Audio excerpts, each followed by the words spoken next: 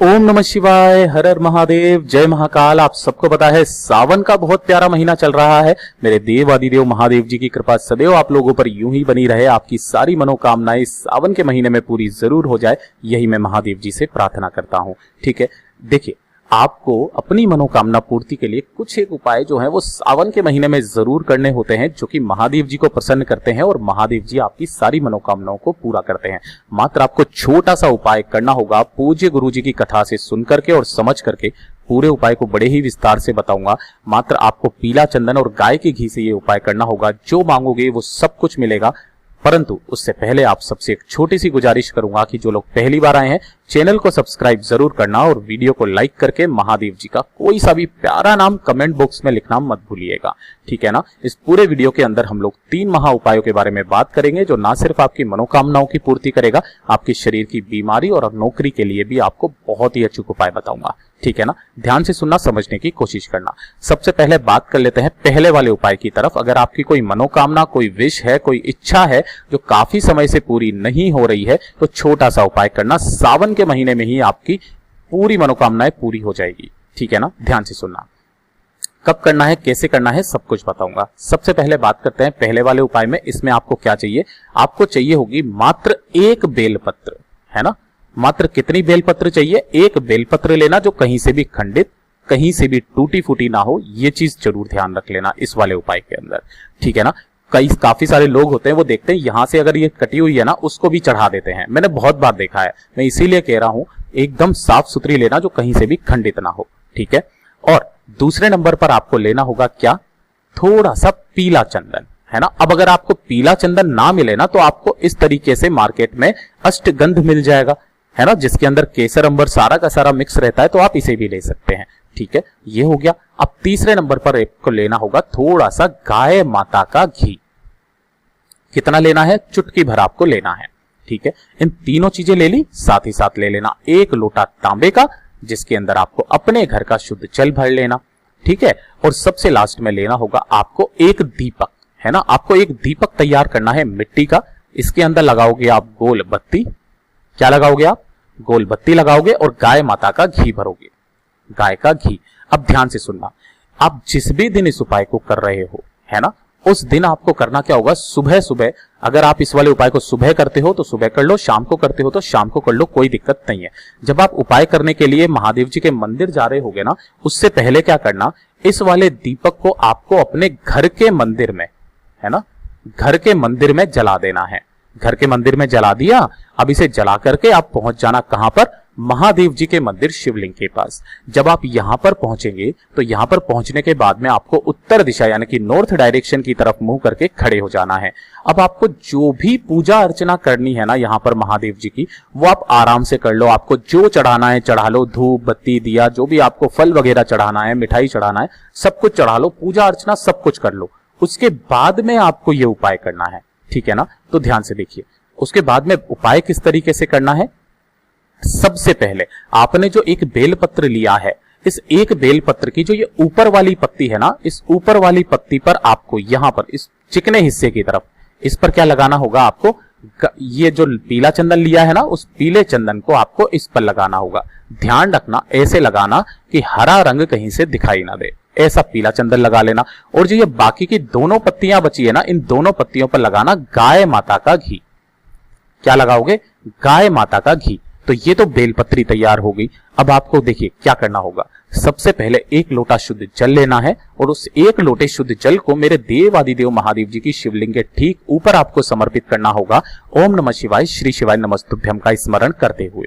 ठीक है ना। ये पहला काम कर लिया। अब उस एक बेलपत्र को आपको अपने दाहिने हाथ में लेना है ना। और दाहिने हाथ में लेकर के इस बेलपत्र को आपको महादेव जी की शिवलिंग पर चिपकाना है। अब चिपकाना कैसे? देखिए, ये वाली जो पत्ती रहेगी ना, बड़ी वाली पत्ती ऊपर की तरफ रहेगी और जो दोनों पत्तियां रहेगी वो ऐसे करके रहेगी, डंडी रहेगी कटी भाग की तरफ। इस तरीके से आपको चिपकाना है। ध्यान रखना, जिधर की तरफ आपने गाय का घी और चंदन लगाया है ना, वो वाला हिस्सा शिवलिंग से टच होना चाहिए। ऐसे करके आपने यहां पर लगा दिया और इसी के ऊपर आप अपना हाथ रख करके अपनी जो भी कामना है वो कह देना। आपकी जो भी कामना होगी पूरी जरूर होगी। एक नियम बना करके इस उपाय को करना स्टार्ट कर दीजिए। महादेव जी आपकी दिली बात भी सुनेंगे, आपकी सारी इच्छाएं पूरी जरूर होगी। ये हो गया पहला उपाय। अब बात कर लेते हैं दूसरे वाले उपाय की तरफ, ठीक है ना। ये जो दूसरा वाला उपाय है ये किन लोगों के लिए है कि जो भी व्यक्ति बार बार बीमार हो जाता है ना। आपके परिवार में कोई सा भी व्यक्ति ऐसा होगा, थोड़ा सा मौसम चेंज हुआ, बीमार हो गया, है ना। तो अगर उसकी शरीर में कोई बीमारी ना लगे तो उस व्यक्ति से कहिए कि आप इस एक उपाय को करना स्टार्ट कर दीजिए, एक नियम बना करके इसे उपाय को कर लीजिए। या तो आप प्रतिदिन कर लें, प्रतिदिन ना कर पाए तो हफ्ते में एक बार इस उपाय को जरूर करना। उनके शरीर में कभी कोई बड़ी बीमारी प्रवेश नहीं करेगी। ध्यान से सुनना, आपको लेने होंगे मात्र चुटकी भर काले तिल, है ना। एक चुटकी काले तिल लेने हैं, चाहे कितने भी दाने आ जाए, गुरुदेव ने वो नहीं बताया, ठीक है ना। 10, 20, 25, 30 जितने दाने आ जाए, ठीक है। और लेनी होगी थोड़ी सी दुर्वा। दुर्वा भी कोई संख्या फिक्स नहीं है, आप कितनी भी ले सकते हो, लेकिन जो भी दुर्वा लो ना, आपको अंग्रेजी दुर्वा नहीं लेनी है, आपको देसी घास दूब लेनी है, इस तरीके की, ठीक है ना। इन दोनों को डालना है आपको एक लोटे के अंदर।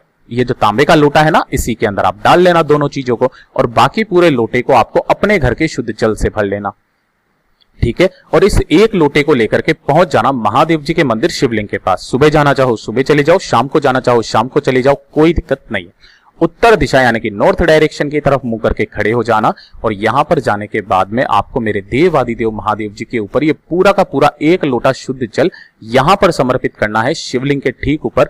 ओम नमः शिवाय, श्री शिवाय नमस्तुभ्यम का स्मरण करते हुए किन महादेव जी के नाम से? अवधूतेश्वर महादेव जी के नाम से समर्पित करना, है ना। अवधूतेश्वर महादेव जी के नाम से जो जल बहता बहता जलाधारी से नीचे की तरफ आएगा ना, इस जल को आपको करना क्या होगा, अपने दाहिने हाथ में लेना या उसी वाले लोटे में थोड़ा सा जल एकत्रित कर लेना, और अपने दोनों नैनों पर लगा करके अपना नाम और गोत्र बोल करके महादेव जी से कामना करना कि मेरे शरीर में कभी कोई बड़ी बीमारी प्रवेश ना करे। ऐसी कामना करके इस वाले जल का आचमन कर लेना। मात्र इस वाले जल का आचमन करने मात्र से आपके शरीर में कभी भी कोई बड़ी बीमारी प्रवेश नहीं करेगी। ये हो गया गुरुदेव का दूसरा उपाय। अब बात कर लेते हैं तीसरे वाले उपाय की तरफ, ठीक है। ये जो तीसरा वाला उपाय है ना, ये आपके घर में सुख समृद्धि के लिए उपाय होगा। आपके घर में किसी भी तरीके की कोई टेंशन अगर चल रही है ना, तो वो सारी टेंशन हमेशा के लिए खत्म हो जाएगी। एक नियम बना करके करना इस वाले उपाय को, मात्र हफ्ते में एक बार करना होगा। एक दिन फिक्स कर लेना, चाहे सोमवार, चाहे मंगलवार, चाहे बुधवार, चाहे गुरुवार, है ना। इस वाले उपाय को करना।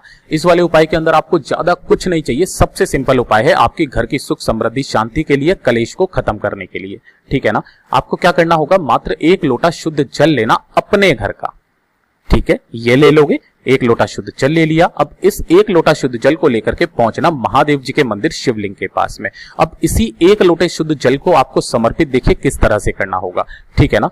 देखिए ध्यान से सुनना। सबसे पहले जो आप एक लोटा शुद्ध जल में से थोड़ा थोड़ा सा जल जो समर्पित करेंगे, सबसे पहले भगवान गणेश जी के स्थान पर करोगे। दूसरे वाली जगह पर आपको भगवान कार्तिकेय, षडानंद कार्तिकेय जी के स्थान पर करना होगा। तीसरे नंबर पर माता अशोक सुंदरी के स्थान पर करना होगा। चौथे नंबर पर आपको भगवान नंदी जी के मस्तक पर करना होगा। ये चीज ध्यान रखना, है ना। भगवान नंदी जी का जो मस्तक है यहां पर करना चौथे नंबर पर, है ना।